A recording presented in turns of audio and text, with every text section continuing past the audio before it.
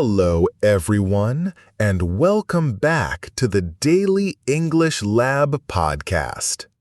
Do you ever find yourself translating in your head when you're trying to speak English? It's that frustrating pause, right?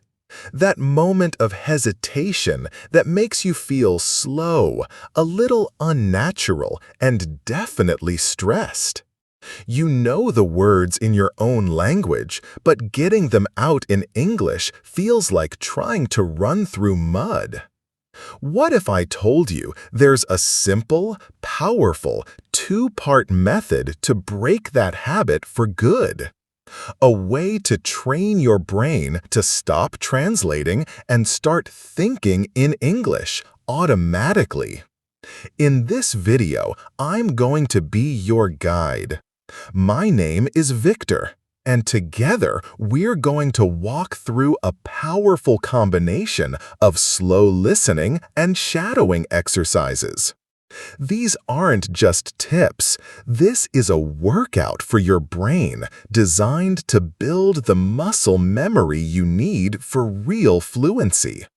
Let's make English your new thinking language. Hello, friends, and welcome once again.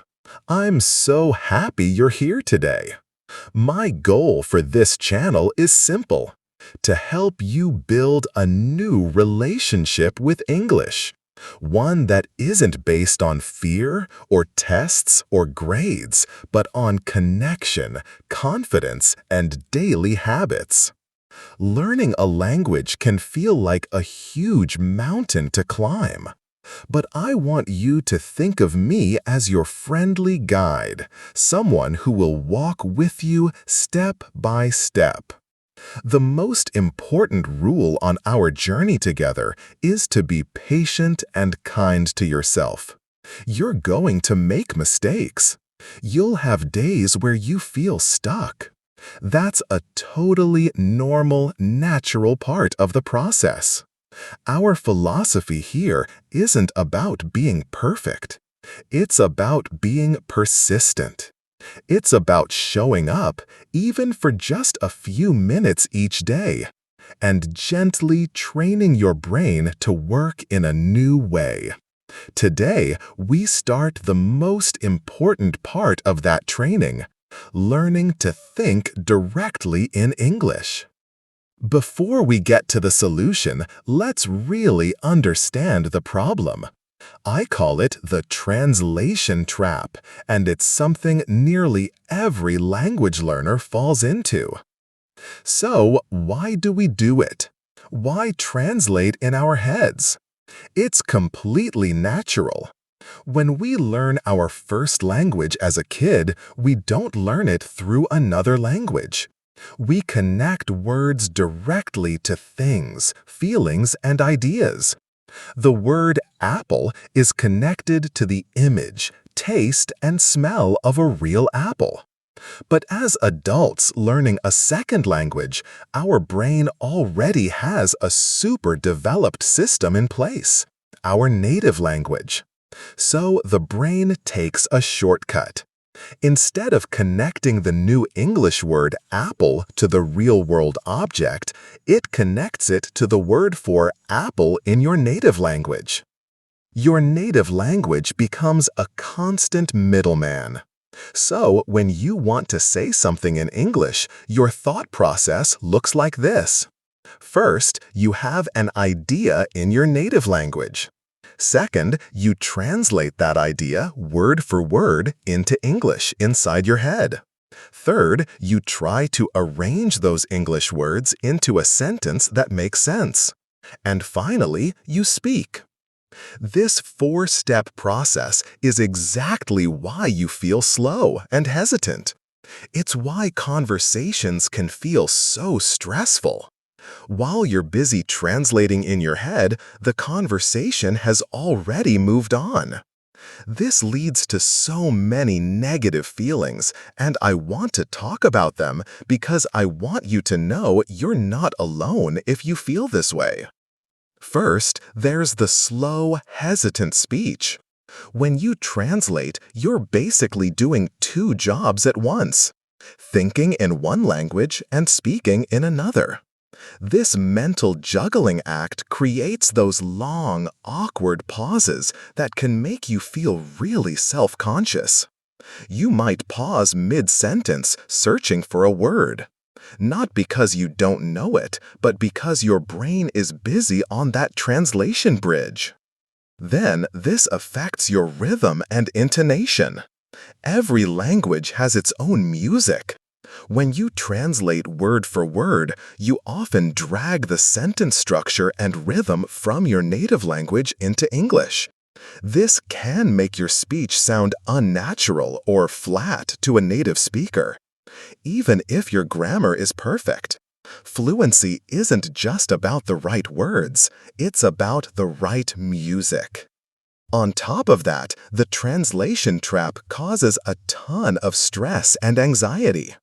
In a conversation, you feel this huge pressure to keep up. The fear of that awkward pause, the fear of not finding the right word fast enough, it can be overwhelming. This anxiety can actually make it harder to remember the English you already know. It's a vicious cycle. You're scared of being slow, and that fear makes you even slower. It also makes it incredibly hard to understand fast native speakers. If you're trying to translate everything they say back to your language as you listen, you'll never keep up. They speak in chunks of meaning, with words flowing together.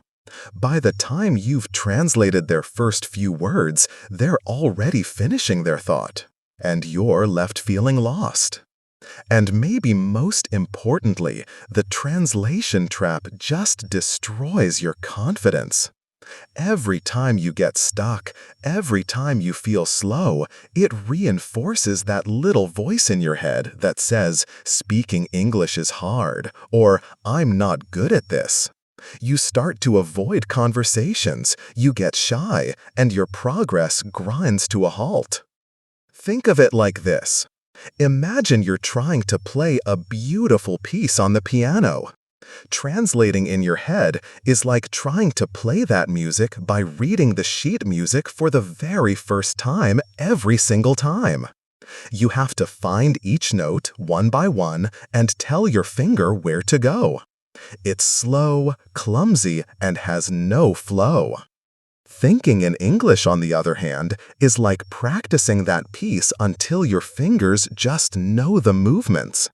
The music flows out of you automatically, without thinking about each note. Your fingers have developed muscle memory. Our goal today is to build that same kind of muscle memory for your brain and your mouth. We're going to teach your brain to stop reading the sheet music of your native language and start playing the music of English directly. So, how do we escape this translation trap? How do we build this new habit of thinking in English? The answer isn't to study more grammar rules or memorize longer lists of vocabulary. The answer is to change the way your brain processes the language itself. We need to build a new, direct pathway in your brain, one that goes straight from an idea to English speech, completely bypassing your native language. And to do this, we're going to use a powerful two-part method.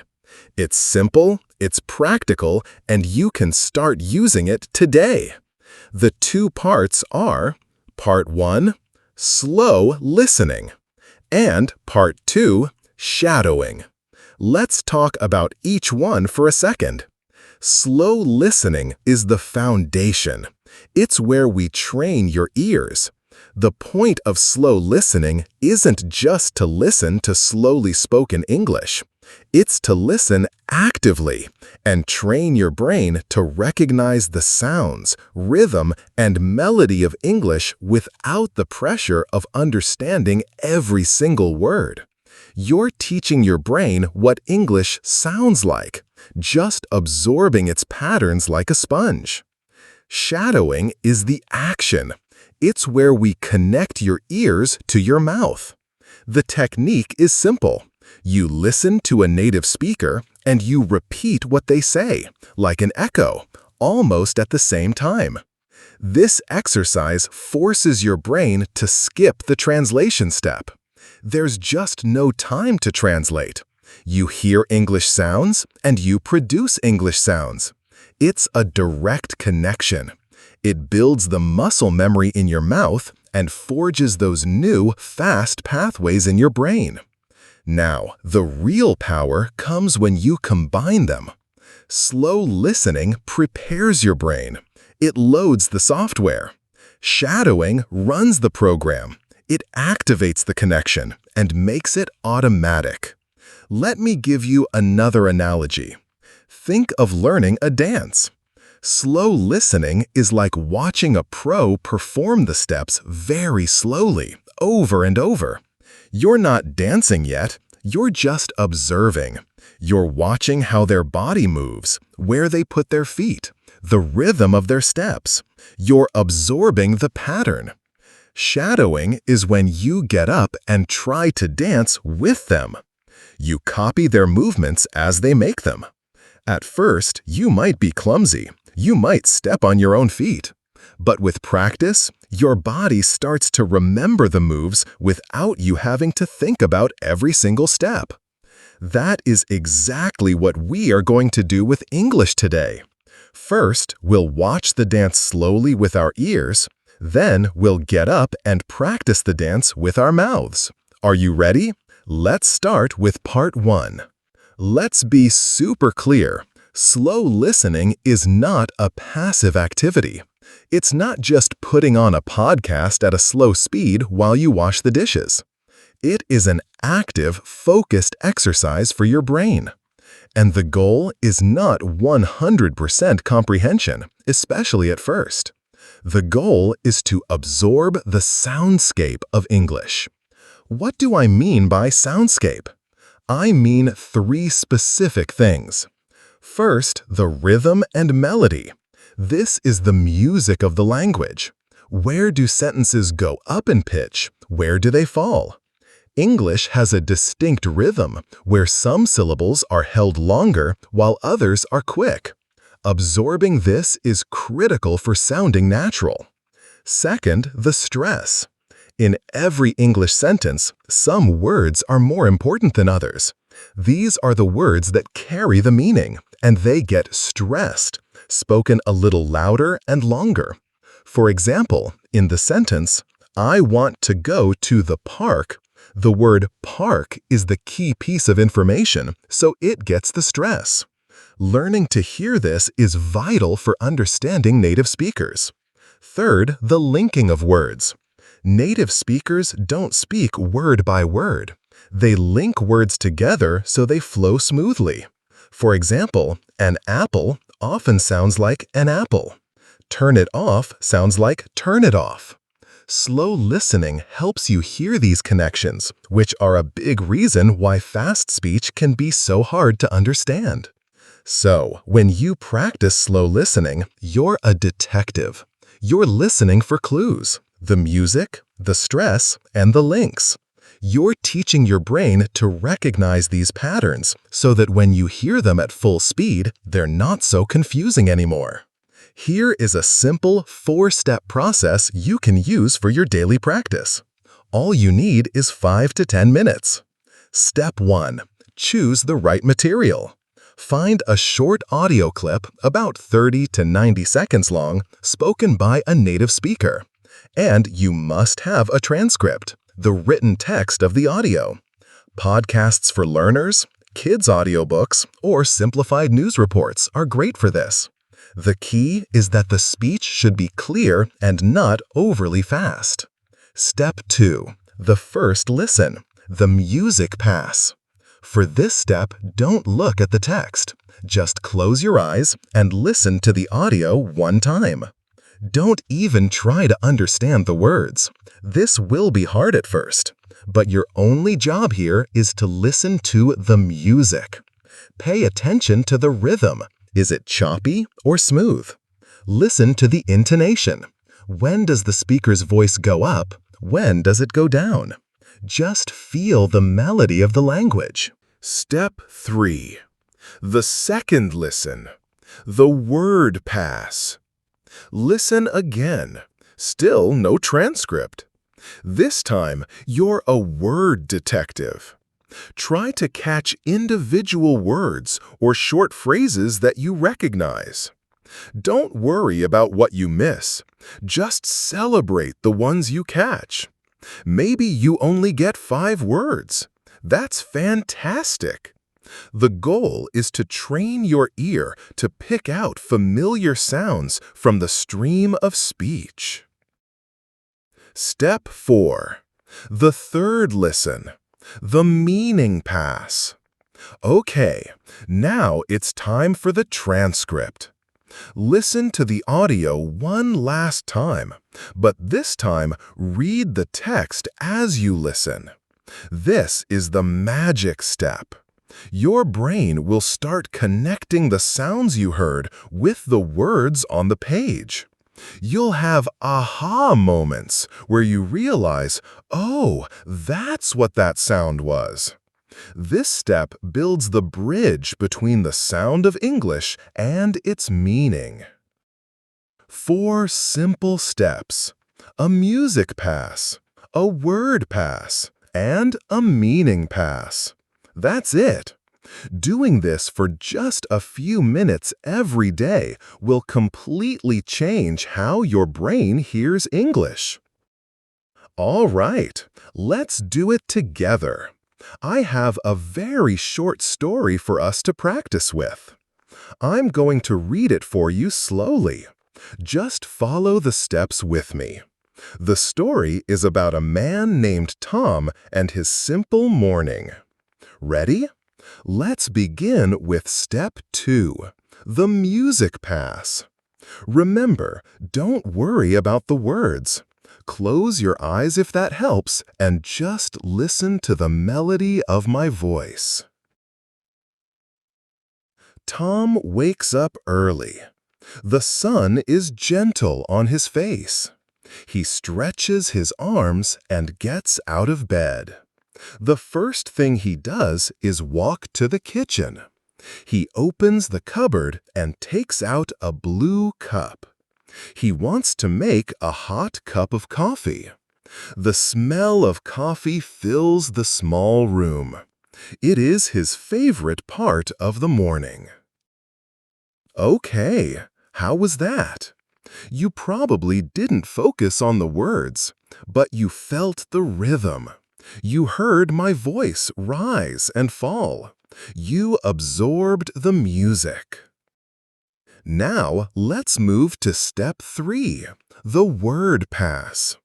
I'm going to read the exact same story again at the same speed. This time, listen for any words or phrases you know. Just catch what you can. No stress, just be curious. Let's go. Tom wakes up early. The sun is gentle on his face. He stretches his arms and gets out of bed. The first thing he does is walk to the kitchen. He opens the cupboard and takes out a blue cup. He wants to make a hot cup of coffee. The smell of coffee fills the small room. It is his favorite part of the morning. Excellent! What did you catch? Maybe you heard Tom, sun, bed, kitchen, blue cup, or coffee. It doesn't matter how many you caught. You just successfully trained your ear to pull information from a stream of sound. Now for our final and most important step, step 4. I'll read the story one last time. As I read, I want you to read the text along with me. You can see it right here on the screen. Let's connect the sounds to the words together. Ready? Tom wakes up early. The sun is gentle on his face. He stretches his arms and gets out of bed. The first thing he does is walk to the kitchen. He opens the cupboard and takes out a blue cup. He wants to make a hot cup of coffee. The smell of coffee fills the small room. It is his favorite part of the morning. Wonderful! See how that works? You first learned the music, then you found the words, and finally you connected it all to the meaning. You've just completed one full slow listening workout. Imagine doing this simple exercise every day. Your listening skills will transform. Now that we've prepared our ears, it's time to connect them to our mouths. It's time for part 2, shadowing. Shadowing is one of the most powerful exercises for fluency because it forces you out of your head and into your body. It's a physical exercise for your mouth, tongue, and jaw. As we said, the basic idea is to repeat what you hear, like an echo, copying the speaker as closely as possible. But it's so much more than just repeating. Shadowing does 3 incredible things for your English. First, it's amazing for your pronunciation and intonation. When you shadow, you're not just copying words, you're copying sounds, rhythm, and melody. You're mimicking how a native speaker's voice rises and falls, how they stress certain words. This builds muscle memory, so your mouth learns to make these sounds automatically. Second, it builds that direct brain-to-mouth connection. This is the secret to breaking the translation habit. Because you have to speak almost immediately after hearing the words, there is simply no time to translate. Your brain is forced to create a new shortcut that goes directly from hearing English to speaking English. This is that new neural pathway we want to build. Third, it's a huge boost for your speaking confidence. At first, shadowing feels weird, but once you get used to it, you'll realize you're producing fluent, natural-sounding English sentences. Even if you don't fully understand them at first, the act of saying them builds a feeling of capability.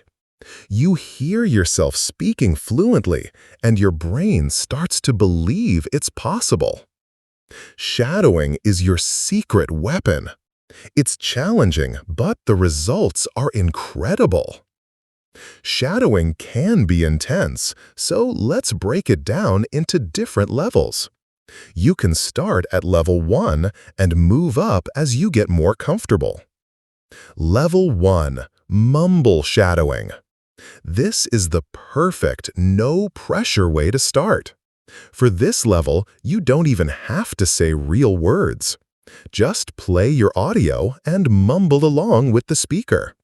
Focus only on copying the rhythm, melody, and volume. If the speaker gets loud, you get loud. If they speak softly, you speak softly. This might sound silly, but it's an incredibly effective way to internalize the music of English without any stress about getting the words right. Level 2, phrase shadowing. Listen and repeat. This is the most common form of shadowing. You listen to a short phrase or sentence, pause the audio, and then repeat it. Your goal is to copy it exactly, the pronunciation, the intonation, everything. You can repeat the same phrase a few times until you feel you've got it. This is a very controlled way to practice and is great for beginners. Level 3, echo shadowing, the classic. This is the real challenge and our main goal. Here, you do not pause the audio. You start the audio, and after a second or two, you begin repeating what the speaker is saying, like an echo. You're always just a little bit behind them, This takes a lot of concentration, and it directly builds that fast brain-to-mouth connection. Don't worry if you miss words. Just keep going and try to stay with the speaker's rhythm. Level 4, Parrot Shadowing, the advanced. This is the most advanced level. Here, you try to speak at the exact same time as the native speaker, like a parrot on their shoulder. It's extremely difficult, but it is the ultimate exercise for matching your pronunciation, speed, and rhythm to a native speaker. You can choose whatever level feels right for you. The important thing is to just start. Let's practice shadowing together, using our story about Tom's morning. We'll start with a simple warm-up and then move to level 2. Warm-up, single words. First, let's warm up our mouths. I'll say a word from the story, and I want you to repeat it after me. Really focus on the sound. My turn. Early. Your turn. My turn. Gentle. Your turn. My turn. Stretches. Your turn. My turn. Cupboard. Your turn. My turn. Coffee. Your turn. My turn. Favorite. Your turn. Great! Your mouth is now warmed up and ready to speak English. Level 2 practice, phrase shadowing. Now, let's practice level 2. I'll say one short phrase from our story, then I'll pause. In that pause, it's your turn to repeat the phrase exactly as you heard it. Ready? My turn. Tom wakes up early. Your turn. My turn. The sun is gentle. Your turn. My turn. On his face. Your turn. My turn. He stretches his arms. Your turn. My turn. And gets out of bed. Your turn. My turn. The first thing he does. Your turn. My turn. Is walk to the kitchen. Your turn. My turn. He opens the cupboard. Your turn. My turn. And takes out a blue cup. Your turn. My turn. He wants to make. Your turn. My turn. A hot cup of coffee. Your turn. My turn. The smell of coffee. Your turn. My turn. Fills the small room. Your turn. My turn. It is his favorite part. Your turn. Of the morning. Fantastic work. Just take a moment. How does that feel? You just spoke a full story in English with natural phrasing. If you're finding this practice helpful, and if you're starting to feel that link between your ears and your mouth, please take a second to hit that subscribe button. We do practical exercises like this in every video to help you build real, confident English skills. Your support helps our channel reach and help more learners just like you. Level 3 practice, a taste of echo shadowing. Now, for those who feel ready for a challenge, let's just try one sentence of Level 3 echo shadowing. Remember, I won't pause. I want you to try to speak with me, just a word or two behind me, like an echo. Don't worry about being perfect. Just give it a try. We'll use a very simple, slow sentence. Ready?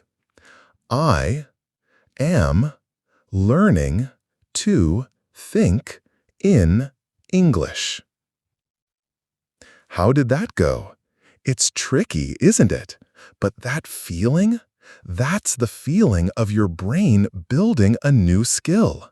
That's the feeling of progress. You've now learned the two powerful techniques of slow listening and shadowing. Think of these exercises as your gym workout for English fluency. But to make the results stick, you need to take these skills from the gym and use them in your daily life. The goal is to make thinking in English a habit. And like any new habit, it's best to start small. You don't need to try and think in English all day tomorrow. That's way too much pressure. Instead, let's create tiny, manageable habits you can do every single day. Here are 3 simple ideas to get you started. Habit 1. Narrate your day. This is one of the most powerful habits. Choose one small 5-minute activity you do every day, like making coffee, brushing your teeth, or walking to the bus stop. During that 5-minute window, narrate what you are doing in simple English, either out loud or just in your head. For example, while making coffee, you might think, I'm walking to the kitchen. I'm opening the cupboard. I'm getting my blue cup. I'm putting coffee in the cup. Now I need hot water. The sentences can be super simple. You're just connecting English words directly to your actions. Habit 2. Use thinking time. We all have these little moments in the day when our mind is free. Maybe you're waiting in line, sitting on the bus, or waiting for a friend. Use this dead time as your thinking in English time. Just look around you and name things you see in your head. Chair, table, window, a red car, a tall tree. A woman is walking her dog. Again, keep it simple. You're just waking up the English part of your brain for a few moments. Habit 3. The one-sentence journal. This is a wonderful habit for the end of your day. Before you go to sleep, think of or write down just one single sentence in English that describes your day. It could be, "Today was a good day," or "I learned a new English word," or simply, "I'm tired." This one sentence helps you reflect on your day using English and reinforces the habit of using the language for your own thoughts. Remember the rule: start small. 1 minute of narrating is better than 0 minutes. Naming 5 objects is better than none. 1 sentence in your journal is a victory. These small, consistent efforts are what build a strong, lasting habit. You have done an amazing job today. We've covered so much. We talked about that frustrating translation trap and why it holds so many people back. And then we learned and practiced our powerful 2-part solution, training our ears with slow listening and connecting our ears to our mouths with shadowing. I want you to leave this video feeling empowered. You have the tools. You have the exercises. You have a clear path to train your brain to think directly in English. But please remember, this is a journey. It takes time and practice. Be patient with yourself. Celebrate the small wins. Every time you understand a phrase without translating. Every time you successfully shadow a sentence. Every time you remember to narrate your day for just 1 minute. That is real progress. Fluency isn't about being perfect. It's not about knowing every word in the dictionary. Fluency is about connection. Connecting with your own thoughts in a new language and connecting with other people. The method we learned today is your key to unlocking that connection. Now, the practice is in your hands. Your homework is to try one of the exercises we did today. Try a slow listening session, or try shadowing a short audio clip. And then come back here and share your experience in the comments below. Tell me, which exercise did you try? What was the hardest part for you? What felt easy? Did you have an aha moment? I read every single comment, and I would love to hear about your progress. Sharing your journey really helps motivate everyone else, and it creates this wonderful community of learners who are all here to support each other. Thank you so much for learning with me today. Keep listening, keep practicing, and keep believing in your ability to become a confident, fluent English speaker. Keep thinking in English, and I'll see you in the next video.